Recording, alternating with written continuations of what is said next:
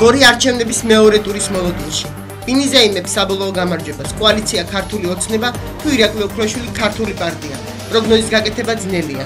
წინასაარჩევნო კამპანია გადამწყვეტ ფაზაში შედის. ირაკლი ოქროშვილის წინააღმდეგ ახალი ბრალდებები და მოწოდებები ისმის.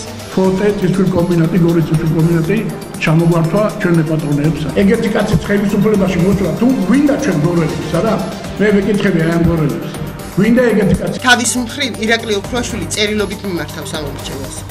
12 ივლისს თქვენ მოგიწევთ მარტივი არჩევანის გაკეთება, ცვლილებასა და უძრაობას შორის, სიახლესა და სიძნელეს შორის, წესიერებასა და კორუმპირებულ კლანებს შორის, გორის უკეთესობისკენ შეცვლასა და იგივე ცხოვრების გაგრძელებას შორის.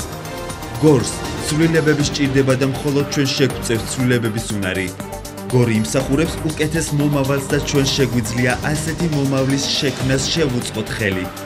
ჩვენ შეგვიძლია ხალხს ცხოვრება გავუადვილოთ. რა მოხდა შეპესე ფორტეში და რა კავშირი აქვს ირაკლი ოქროშვილს და ბონდოვათიაშვილს მასთან? რა დემდურიან ჟურნალისტები ოქროშვილის პარტიას? როგორ აპირებს წინასაარჩევნო დაპირებების შესრულებას გამარჯვების შემთხვევაში? აპირებდი 50 ლარიანი პენსიის განამატის შემოღებას.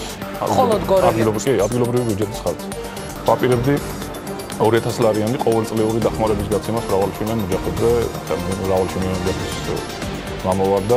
10 ივლისს 19 საათზე ტელეკომპანია თრიალეთის პირდაპირ ეთერში გადაცემაში არჩევნები 2014. ირაკლი ოქროშვილი და ბონდოვათიაშვილი უპასუხებენ ჩვენს კითხვებს.